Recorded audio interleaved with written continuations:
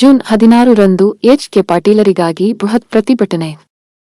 ನಮ್ಮ ಸಾಹೇಬರಿಗೆ ಸಚಿವ ಸ್ಥಾನ ಸಿಗದಿರುವುದು ನಮಗೆ ನೋವು ತಂದಿದೆ. ಹಲವಾರು ಖಾತೆಗಳನ್ನು ನಿಭಾಯಿಸಿ ಸಹಿ ಎನಿಸಿಕೊಂಡ ಅವರು ಅಭಿವೃದ್ಧಿ ಹರಿಕಾರ ಎಂದೇ ಖ್ಯಾತಿ ಪಡೆದಿರುವ ಅವರಿಗೆ ಮೊದಲ ಹಂತದಲ್ಲಿ ಸಚಿವ ಸ್ಥಾನ ಸಿಗದಿರುವುದು ನಮಗೆ ನೋವು ತಂದಿದೆ. ಹಾಗಾಗಿ ಎರಡನೇ ಹಂತದಲ್ಲಾದರೂ ಎಚ್.ಕೆ. ಪಾಟೀಲ ಸಾಹೇಬರಿಗೆ ಸಚಿವ ಸಂಪುಟದಲ್ಲಿ ಸ್ಥಾನ ನೀಡಲೇಬೇಕು.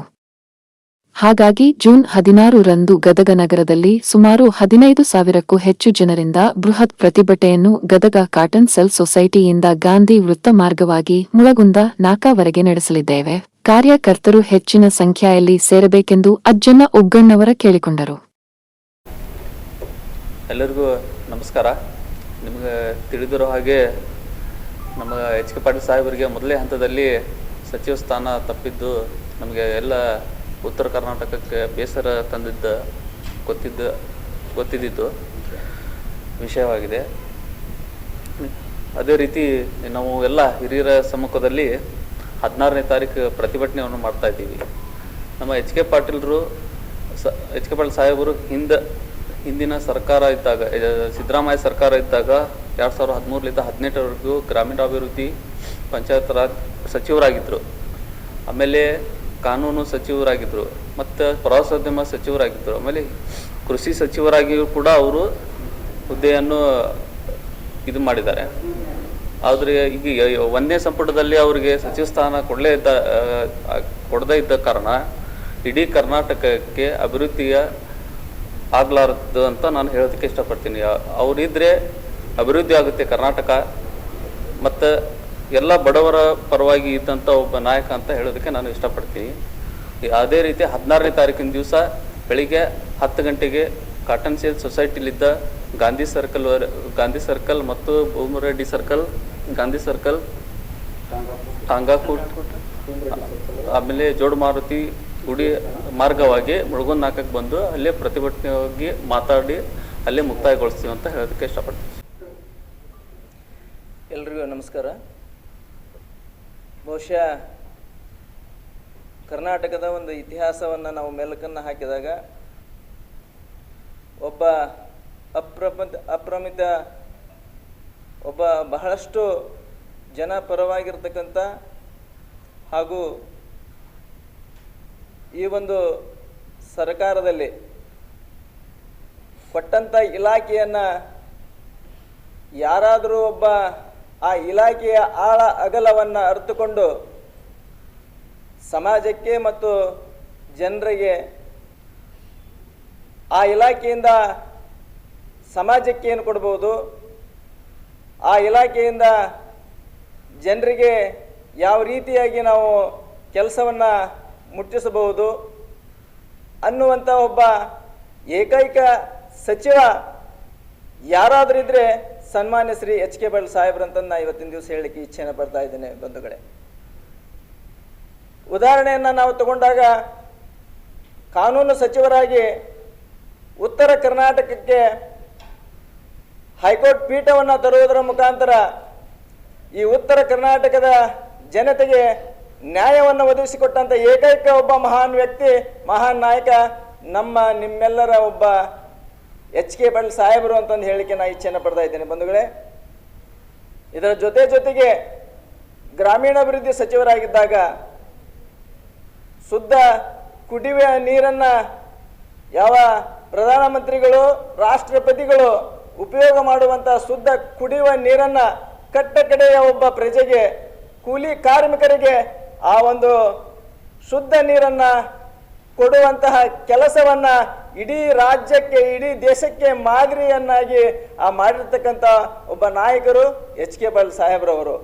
ಅವತ್ತಿನ ಒಂದು ಪ್ರಧಾನಮಂತ್ರಿಗಳಾಗಿರ್ತಕ್ಕಂಥ ಮನಮೋಹನ್ ಸಿಂಗ್ರವರು ಸಾಹೇಬರವರ ಒಂದು ಎಚ್.ಕೆ. ಪಾಟೀಲ್ ಸಾಹೇಬ್ರವರ ಆ ಒಂದು ಶುದ್ಧ ನೀರನ್ನು ಪ್ರಾಯೋಗಿಕವಾಗಿ ಪ್ರಾರಂಭಿಸಿದಾಗ, ಕರ್ನಾಟಕದಲ್ಲಿ ಈ ಒಂದು ಗದಗ ಜಿಲ್ಲೆಯಲ್ಲಿ ಪ್ರಾಯೋಗಿಕವಾಗಿ ಪ್ರಾರಂಭಿಸಿದಾಗ ಅದರ ಒಂದು ಕಾರ್ಯವನ್ನು ಮೆಚ್ಚುಗೆಯನ್ನು ವ್ಯಕ್ತಪಡಿಸಿ ಅವತ್ತಿನ ಒಂದು ಸರ್ಕಾರದ ಪ್ರಧಾನಮಂತ್ರಿ ಆಗಿರ್ತಕ್ಕಂಥ ಮನಮೋಹನ್ ಸಿಂಗ್ರವರು ಇಡೀ ದೇಶಾದ್ಯಂತ ಶುದ್ಧ ಕುಡಿಯುವ ನೀರನ್ನು ಇವತ್ತಿನ ದಿವಸ ಜಾರಿಗೆ ತಂದಂಥ ಕೀರ್ತಿ ಯಾರಿಗಾದರೂ ಸಲ್ತಿದ್ರೆ ಅದು ಸನ್ಮಾನ್ಯ ಶ್ರೀ ಎಚ್.ಕೆ. ಪಾಟೀಲ್ ಸಾಹೇಬ್ರು ಅಂತ ನಾನು ಹೇಳಿಕೆ ಇಚ್ಛೆಯನ್ನು ಪಡ್ತಾ ಇದ್ದೇನೆ. ಬಂಧುಗಳೇ, ಮತ್ತೊಮ್ಮೆ ನಾವು ಮತ್ತಷ್ಟು ಬೆಳಕನ್ನು ಹಾಕಿದಾಗ ಗ್ರಾಮೀಣಾಭಿವೃದ್ಧಿ ಸಚಿವರಾಗಿದ್ದಾಗ ಇಡೀ ದೇಶದಲ್ಲಿ, ಇಡೀ ಪ್ರಪಂಚದಲ್ಲಿ ಗ್ರಾಮೀಣ ಅಭಿವೃದ್ಧಿಯ ವಿಶ್ವವಿದ್ಯಾಲಯ ಯಾವಲ್ಲಿಯೂ ಕೂಡ ಇರಲೇ ಇರದಂಥ ಸಂದರ್ಭದಲ್ಲಿ ಆ ಒಂದು ಗ್ರಾಮೀಣ ಅಭಿವೃದ್ಧಿಯ ಒಂದು ವಿಶ್ವವಿದ್ಯಾಲಯನ ಸ್ಥಾಪಿಸುವುದರ ಮುಖಾಂತರ ಈ ದೇಶದಲ್ಲಿ, ಈ ರಾಜ್ಯದಲ್ಲಿ ಹೊಸ ಒಂದು ಮುನ್ನಡೆಗೆ ಕಾರಣಕರ್ತರಾಗಿದ್ದಂಥವ್ರು ಯಾರಾದ್ರೂ ಇದ್ರೆ ಅದು ಎಚ್ ಕೆ ಪಾಟೀಲ್ ಸಾಹೇಬ್ರವರು ಅಂತ ಹೇಳಿಕ್ಕೆ ಇಚ್ಛೆಯನ್ನು ಪಡ್ತಾ ಇದ್ದೇನೆ ಬಂಧುಗಳೇ. ಬಹುಶಃ ಕರ್ನಾಟಕ ಸರ್ಕಾರದಲ್ಲಿ ಕೊಟ್ಟಂತ ಇಲಾಖೆಯನ್ನ ಸಮರ್ಥವಾಗಿ ನಿಭಾಯಿಸಿ ಆ ಇಲಾಖೆಯಿಂದ ಏನು ಆಳ ಅಗಲವನ್ನ ಅರಿತುಕೊಂಡು ಇವತ್ತಿನ ದಿವಸ ಇಡೀ ಕರ್ನಾಟಕಕ್ಕೆ ಆ ಒಂದು ಇಲಾಖೆ ಇದೆ, ಆ ಒಂದು ಸರ್ಕಾರದಲ್ಲಿ ಇಲಾಖೆ ಇದೆ ಅನ್ನುವಂತಹ ಒಬ್ಬ ಏನಾದರೂ ಗುರುತಿಸುವಂತ ನಾಯಕರು ಯಾರಾದ್ರಿದ್ರೆ ಅದು ಎಚ್ ಕೆ ಪಾಟೀಲ್ ಸಾಹೇಬ್ರು ಅಂತ ಹೇಳಿಕೆ ಇಚ್ಛೆಯನ್ನು ಪಡ್ತಾ ಇದ್ದೀನಿ ಬಂಧುಗಳೇ. ನಾ ಇವನ್ನೆಲ್ಲ ಯಾಕೆ ಹೇಳಿದೆ ಅಂತಂದ್ರೆ ಸನ್ಮಾನ್ಯ Shri D K Shivakumar sir ಅವರಿಗೆ ನೂತನವಾಗಿ ಮುಖ್ಯಮಂತ್ರಿಯಾಗಿ ಇವತ್ತಿನ ದಿವಸ ಕರ್ನಾಟಕದಲ್ಲಿ ಅಧಿಕಾರವನ್ನು ಸ್ವೀಕಾರ ಮಾಡಿರ್ತಕ್ಕಂಥ ಸನ್ಮಾನ್ಯ ಶ್ರೀ ಡಿ ಕೆ ಶಿವಕುಮಾರ್ ಅವರಲ್ಲಿ ನಾನು ಈ ವೇದಿಕೆಯಿಂದ ವಿನಂತಿಯನ್ನು ಮಾಡ್ಕೊತಾ ಇದ್ದೇನೆ. ತಮ್ಮ ಒಂದು ಸಚಿವ ಸಂಪುಟ ಇನ್ನಷ್ಟು ಮೆರುಗನ್ನು ಬರಬೇಕಾದ್ರೆ ಆ ಸಚಿವ ಸಂಪುಟಕ್ಕೆ ಬಹಳಷ್ಟು ಒಂದು ಕಿರೀಟ ತಾವೇನಾದ್ರೂ ಆ ಒಂದು ಕಿರೀಟವನ್ನ ಇಟ್ಕೋಬೇಕಾಗಿದ್ರೆ ಅನುಭವಿಗಳಾಗಿರ್ತಕ್ಕಂಥವ್ರು, ಶುದ್ಧ ಹಸ್ತಗಳಾಗಿರ್ತಕ್ಕಂಥವ್ರು, ಯಾವುದೇ ತರವಾದಂತ ಭ್ರಷ್ಟಾಚಾರ ರಹಿತವಾಗಿರ್ತಕ್ಕಂಥ ನಾಯಕರಾಗಿರ್ತಕ್ಕಂಥ ಎಚ್ ಕೆ ಪಾಟೀಲ್ ಸಾಹೇಬ್ ಅವರಿಗೆ ತಾವು ಮೊದಲನೇ ಕಂತಿನಲ್ಲಿ ಇವತ್ತಿನ ದಿವಸ ಸಚಿವ ಒಂದು ಪದವಿಯನ್ನ ಕೊಟ್ಟು ಅವರಿಗೆ ಗೌರವಿಸಬೇಕಾಗಿದ್ದಂಥದ್ದು ತಮ್ಮ ಕರ್ತವ್ಯವಾಗಿತ್ತು. ಬಹುಶಃ ಅದು ಯಾವುದೋ ಒಂದು ಕಾರಣದಿಂದ ಆ ಒಂದು ಕೈ ತಪ್ಪಿರುವಂತಹ ಕಾರಣ ಬಹುಶಃ ನಮ್ಮ ಒಂದು ಎಲ್ಲ ಒಂದು ಎಚ್ ಕೆ ಪಾಟೀಲ್ ಸಾಹೇಬರ ಅಭಿಮಾನಿ ಬಳಗಕ್ಕೆ ಬಹಳಷ್ಟು ನೋವನ್ನು ಉಂಟು ಮಾಡಿದೆ. ಬರುವಂತಹ ಎರಡನೇ ಒಂದು ಕಂತಿನಲ್ಲಿ ದಯವಿಟ್ಟು ಅಂತಹ ಒಬ್ಬ ಮಹಾನ್ ನಾಯಕರು, ಬಹಳಷ್ಟು ಅನುಭವಿ ಇರ್ತಕ್ಕಂಥ ಒಬ್ಬ ನಾಯಕರಾಗಿರ್ತಕ್ಕಂಥ ಎಚ್ ಕೆ ಪಾಟೀಲ್ ಸಾಹೇಬ್ರವರಿಗೆ ಮಂತ್ರಿ ಪದವಿಯ ಜೊತೆಗೆ ಮುಖ್ಯಮಂತ್ರಿಯ ಒಂದು ಪದವಿಯನ್ನು ಕೊಟ್ಟು ಈ ಒಂದು ಸರ್ಕಾರಕ್ಕೆ ಬಹಳಷ್ಟು ಒಂದು ಆತ್ಮವಿಶ್ವಾಸವನ್ನ ಮೂಡಿಸ್ತೀರಿ. ಬರುವಂತಹ ಒಂದು ದಿನಮಾನದಲ್ಲಿ ಕರ್ನಾಟಕ ಮತ್ತಷ್ಟು ಅಭಿವೃದ್ಧಿ ಆಗ್ಬೇಕಾದ್ರೆ, ಸಚಿವ ಸಂಪುಟ ಮತ್ತಷ್ಟು ಬಲಿಷ್ಠ ಆಗ್ಬೇಕಾದಂತ ಸಂದರ್ಭದಲ್ಲಿ ಇಂತಹ ನಾಯಕರನ್ನ ಸಚಿವ ಸಂಪುಟಕ್ಕೆ ಸೇರಿಸಿಕೊಳ್ಳುವುದರ ಮುಖಾಂತರ ಈಗ ಒಂದು ಕರ್ನಾಟಕಕ್ಕೆ ಒಂದು ನ್ಯಾಯವನ್ನು ಕೊಡ್ತೀರಿ, ಉತ್ತರ ಕರ್ನಾಟಕಕ್ಕೆ ಒಂದು ನ್ಯಾಯವನ್ನು ಕೊಡ್ತೀರಿ ಅಂತ ಬಹಳಷ್ಟು ನಮ್ಮ ವಿಶ್ವಾಸ ಇದೆ.